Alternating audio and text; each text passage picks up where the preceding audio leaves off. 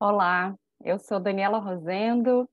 sou filósofa, pesquisadora do Instituto Latino-Americano de Estudos Críticos Animais e sou também pesquisadora do LEA, que é o Laboratório de Ética Animal e Ambiental da UF, que é a Universidade Federal Fluminense, e estou aqui hoje com minha colega Tânia Kuhnen para participar deste evento sobre alimentação, e nossa apresentação será sobre alimentação adequada, um direito humano e ambiental. Tânia, você gostaria de se apresentar? Olá, meu nome é Tânia Aparecida Kuhnen, sou professora na Universidade Federal do Oeste da Bahia, no Brasil.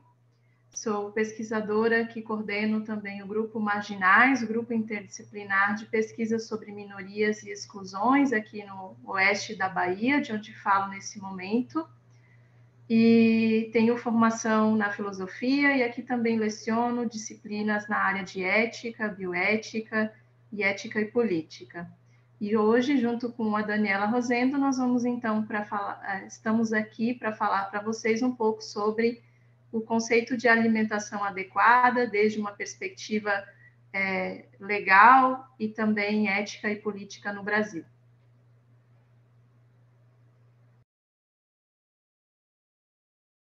Bem, como se percebe, nós somos brasileiras, como a Tânia falou, falamos aqui do Brasil, então por isso nós sabemos que temos um público mais abrangente da região latino-americana e buscamos então falar em português de uma maneira um pouco mais pausada, a fim de possibilitar a compreensão também da nossa apresentação, e esperamos que não seja um impedimento, que não seja uma barreira para a nossa comunicação. A nossa apresentação está estruturada dessa maneira, a partir desse sumário. Nós faremos a introdução, passaremos então a falar sobre o direito humano à alimentação adequada, e nesse contexto é importante ressaltar que nós falamos desse direito humano a partir da compreensão internacional, sobretudo a partir do marco do direito internacional dos direitos humanos, sobre como se constitui esse direito social, mas nós falamos especificamente a partir da realidade brasileira. Então, a nossa pesquisa é voltada para compreender o direito à alimentação adequada no Brasil. Então, a partir deste lugar que nós buscamos compartilhar a construção que tem sido feita aqui no Brasil em relação a esse diálogo e esse tema que é internacional. Por isso, em seguida, nós iremos apresentar o Guia Alimentar para a População Brasileira, que é de 2014, que é uma importante política pública aqui no Brasil, no enfrentamento à fome, na construção de uma alimentação adequada para todos e todas. E então, nos encaminharemos para fazer análise desse direito humano à alimentação adequada a partir dos aspectos éticos e políticos de como se constitui, então, para nós, né, de como nós temos entendido que se dá uma alimentação adequada, e finalizaremos, então, com algumas conclusões do que nós temos pesquisado ao longo dos últimos anos. Bem, a alimentação adequada, para nós, nós entendemos que é um conceito bastante complexo, cujo sentido se expande para além da abordagem jurídica e envolve também elementos éticos, políticos e sociais. Essa é a nossa hipótese, ou seja, nós estamos trabalhando com essa interseção ou com esse diálogo interdisciplinar dos direitos humanos, da construção do direito internacional, dos direitos humanos, do discurso jurídico, portanto, do direito, que é também minha área de formação, apesar de me identificar como filósofa, como apresentei no início, mas tenho a minha formação de base no direito, então trago uma experiência acadêmica e profissional a partir também deste lugar,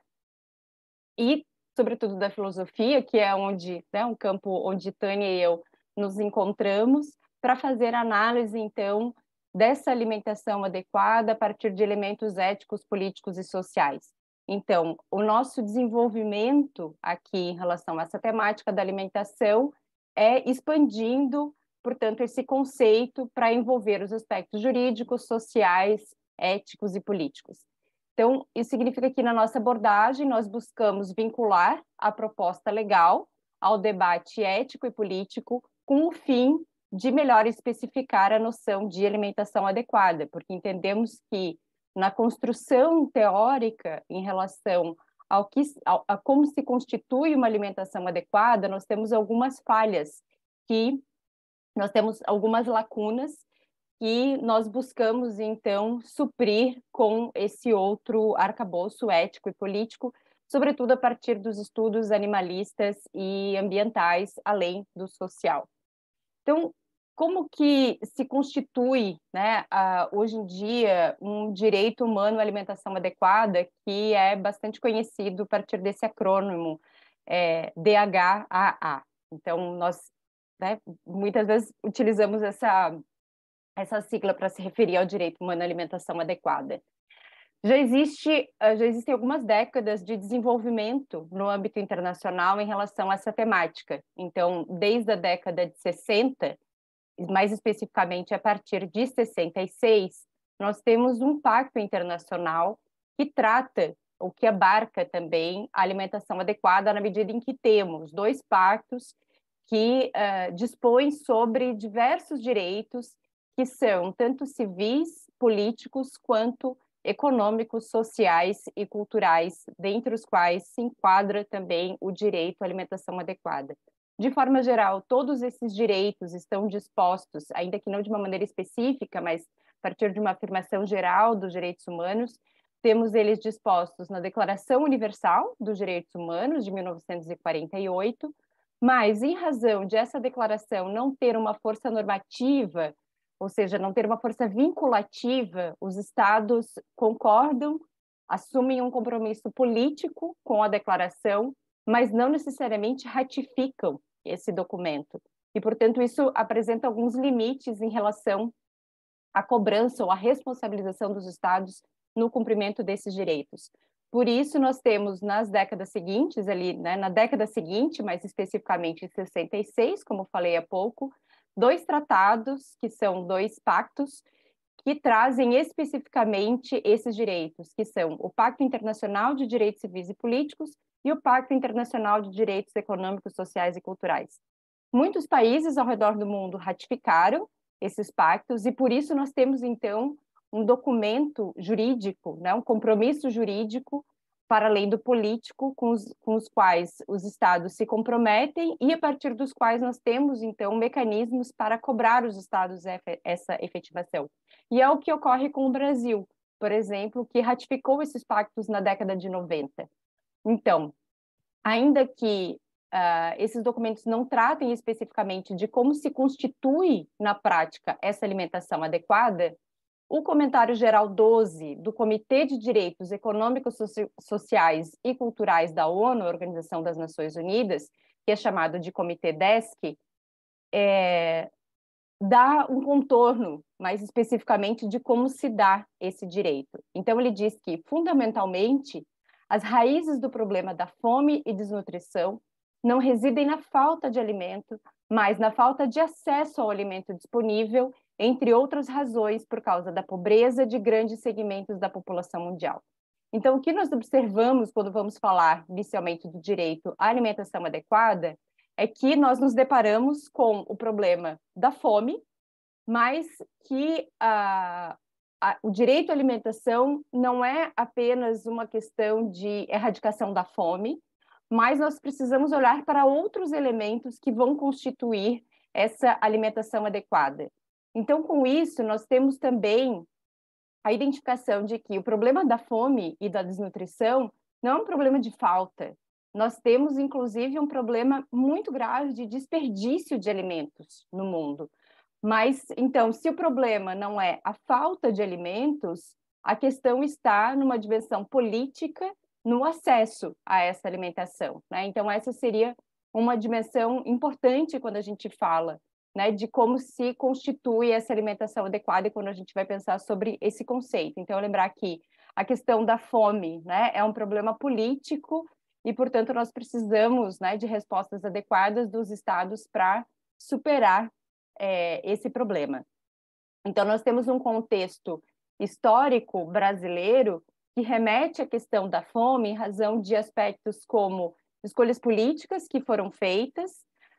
em relação a não realizar reforma agrária, por exemplo, que seria um elemento fundamental para o combate e enfrentamento à fome. Temos um histórico de escravidão também, que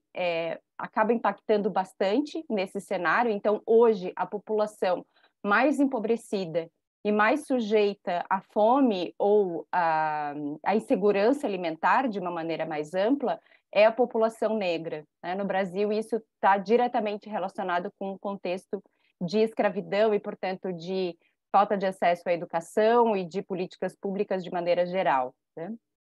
E isso nos leva, então, a pensar sobre a questão da soberania alimentar. Então, pensar a alimentação adequada é necessariamente olhar para esse conceito, essa concepção de soberania alimentar, que é garantir às pessoas, aos grupos, às comunidades, a possibilidade de escolher a sua alimentação e de ter o acesso aos alimentos de acordo também com os aspectos éticos, políticos e culturais desses grupos, que é uma questão que a gente vê bastante também no Brasil, em razão justamente desse histórico de escravidão, mas também de termos uma população originária indígena, no caso do Brasil, né? Então, olhar para a alimentação adequada no contexto brasileiro é necessariamente olhar para essa realidade, esse contexto histórico e político. Então, tendo isso em vista, tendo esse panorama, esse contexto histórico breve, né, nós nos perguntamos, mas então o que é uma alimentação adequada? E quando nós nos fazemos essa pergunta, nós nos deparamos com o limite do direito, ou os limites do direito. Ainda que o arcabouço jurídico e político, na medida em que o direito, né, nós entendemos que tem esses dois aspectos, e sobretudo quando a gente olha para o aspecto internacional, isso fica bastante evidente, né, o quanto é uma construção política também, de luta, que resulta na conquista de direitos. Nós vemos que existe uma limitação jurídica, né, porque justamente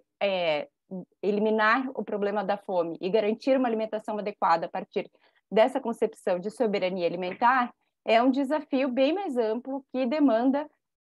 o diálogo e a interseccionalidade com outras áreas também. Então,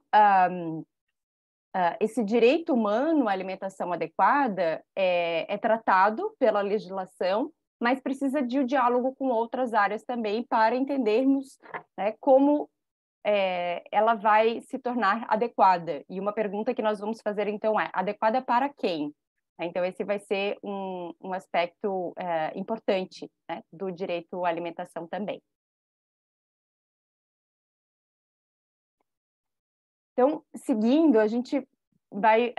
olhar, né, para esses marcos que nós já temos, que eu brevemente já apresentei, né, sobre o direito à alimentação adequada no Brasil. Então, temos como um marco normativo a ratificação do Pacto Internacional de Direitos Econômicos, Sociais e Culturais, que é chamado de PIDESC, e por influência da ratificação desse tratado internacional, a nossa Constituição Federal de 1988, que foi um documento construído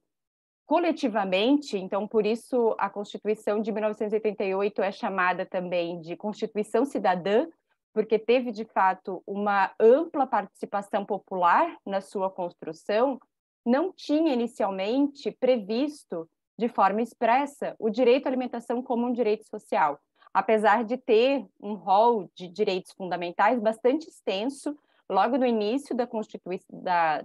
Constituição, do texto constitucional, mais especificamente no artigo 5º, com vários incisos. Então, são mais de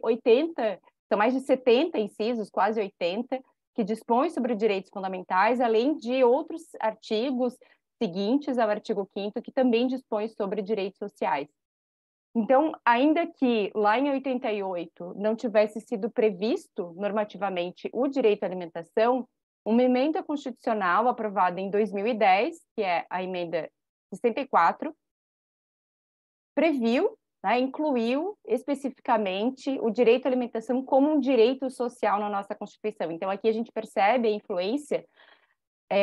do direito internacional, de forma mais abrangente, da comunidade internacional na construção do direito interno também, mas necessariamente vinculado também aos movimentos sociais que participaram e que se engajaram nessa luta de combate à fome e de garantia desse direito fundamental, desse direito social, mais especificamente. Então, ainda que a gente tenha, né, essa normatização, essa garantia, essa inclusão na normativa jurídica do Estado em relação à alimentação adequada, a gente ainda não tem uma definição de como ela se constitui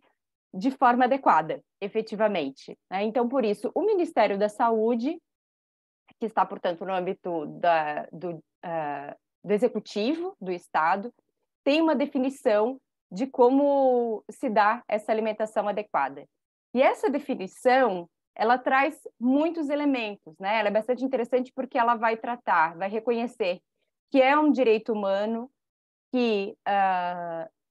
é marcado, né, ou que é atravessado por questões de gênero, de raça, etnia, como nós vimos há pouco, que está relacionado a uma questão de quantidade, mas também de qualidade desses elementos, que precisa estar relacionado, que precisa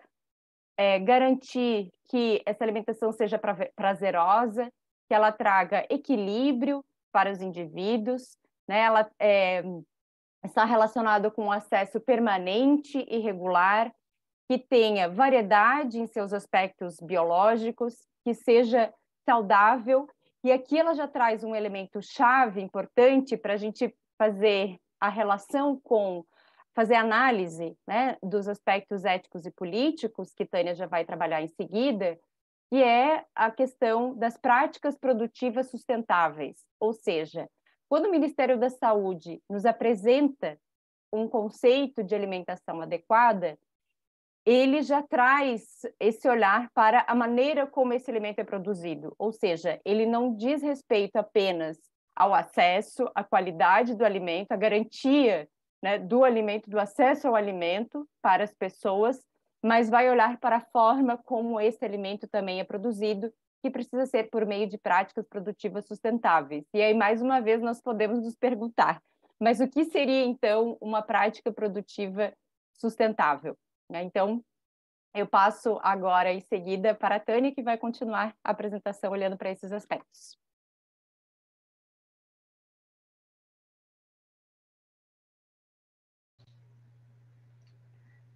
Obrigada, Daniela. A Daniela, então, nos apresentou sobre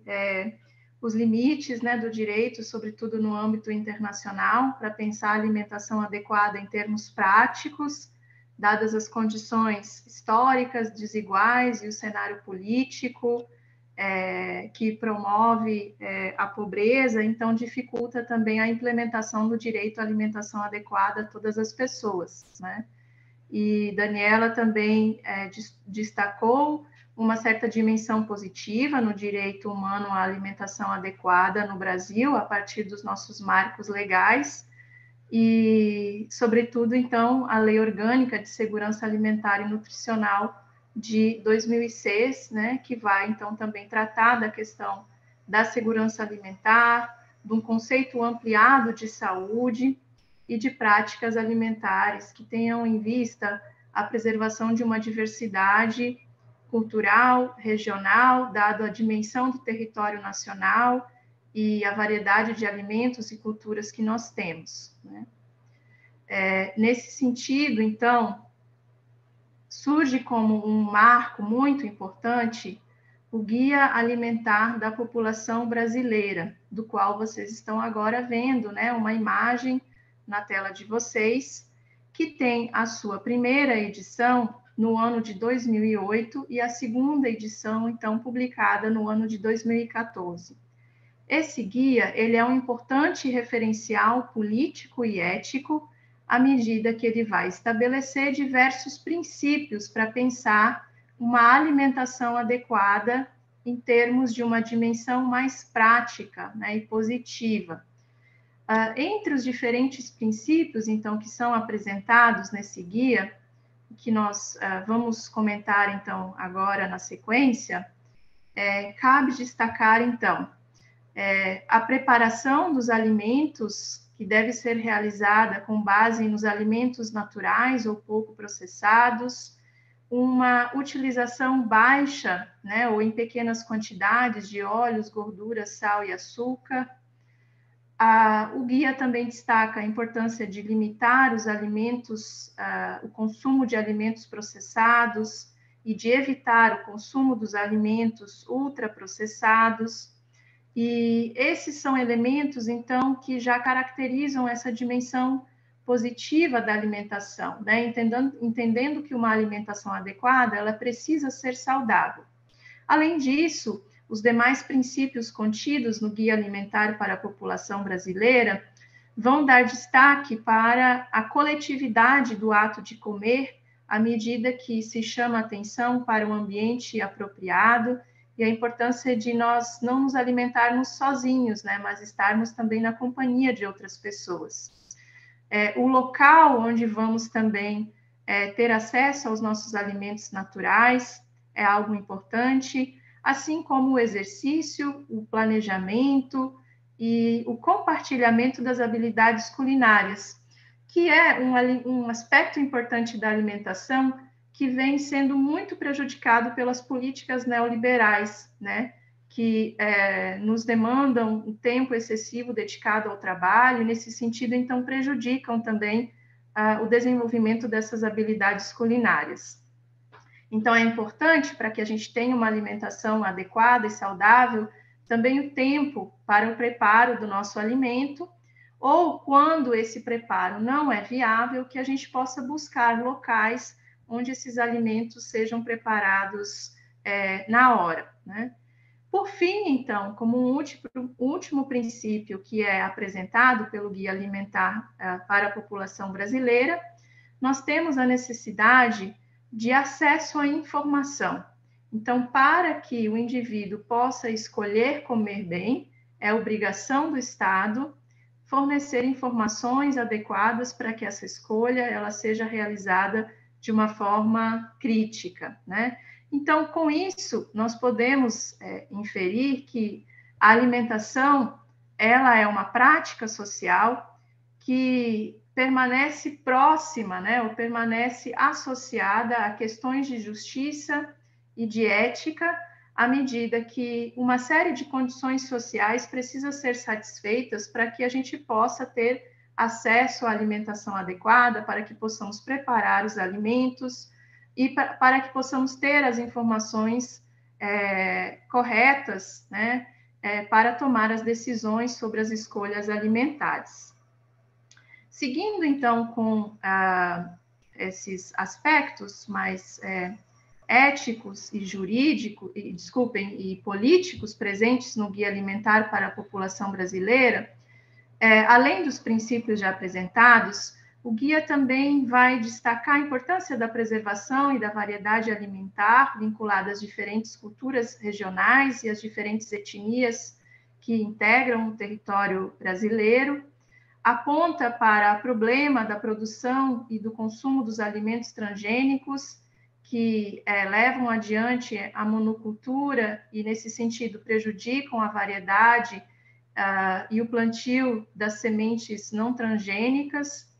E, além disso, o guia chama atenção para a importância dos alimentos de origem vegetal, né? Então, esse é um aspecto bastante importante para pensarmos o que é uma alimentação saudável, o que é uma alimentação sustentável e o que é uma alimentação adequada, né? Ela envolve necessariamente a priorização dos alimentos de origem vegetal, que são apresentados no guia, né, a partir de sua diversidade, como as sementes, os grãos integrais, as frutas, os feijões, que são também bastante característicos da alimentação brasileira, e as castanhas. Ainda, então, em relação aos aspectos éticos e políticos dessa alimentação adequada, nós precisamos estabelecer uma correlação entre a noção de alimentação adequada, né, que já vimos como ela é constituída a partir da legislação e também do Guia Alimentar da População Brasileira, mas é importante também destacar, então, uma dimensão de sustentabilidade. né? Então, nesse sentido, há uma relação entre o que a gente entende por alimentação adequada e a promoção de relações éticas e justas, que são elementos centrais da noção de sustentabilidade. Dizendo de outro modo, nós podemos entender, então, que para termos uma alimentação adequada, nós precisamos tanto de alimentos saudáveis, como é destacado no guia popular, no guia para a alimentação dos brasileiros, mas também uma dimensão que é a dimensão da sustentabilidade. Essa dimensão da sustentabilidade, ela envolve, então, tanto os aspectos técnicos, por exemplo, ser um alimento não transgênico e ser um alimento orgânico, mas também uma reflexão social sobre quem são as pessoas que produzem os alimentos que consumimos, como esses alimentos são produzidos, quais os impactos ambientais que os alimentos que consumimos têm. Além disso, a sustentabilidade, ela envolve também tanto um processo individual da formação de um consumidor consciente, mas também um aspecto político, cabendo então ao Estado assumir o seu papel, né, a sua responsabilidade na promoção de uma alimentação adequada e saudável para os indivíduos. Nesse sentido, o Guia Alimentar para a População Brasileira, em certa medida, cumpre esse papel que é um papel do Estado, né? Então, para que um sujeito possa realizar escolhas autônomas em relação a alimentos saudáveis e sustentáveis, é necessário que o Estado disponibilize e informe as pessoas sobre as consequências de suas escolhas em termos de alimentação, além de incentivar práticas que mantenham o organismo saudável. Então, como eu acabei de mencionar, o Guia Alimentar para a População Brasileira, ele traz uma série de avanços nesse sentido, à medida que ele se constitui como uma política pública do Estado, que, numa dimensão positiva, caracteriza o que significa se alimentar bem e portanto, se alimentar, sobretudo, a partir de alimentos de origem vegetal, que sejam, então, saudáveis e sustentáveis. Nesse sentido, nós temos, então, uma correlação entre ética e sustentabilidade a partir do Guia Popular para a Alimentação Brasileira, né? Pois ele motiva esse compromisso ético com as gerações atuais e futuras. Então, uma alimentação saudável e sustentável, ela tem impactos intergeracionais, ela promove o bem da vida de seres humanos, à medida que nós precisamos nos informar sobre como os alimentos são produzidos, por quem são produzidos, sobre quais condições, mas também o impacto sobre a vida de seres não humanos, à medida que priorizamos os alimentos de origem vegetal.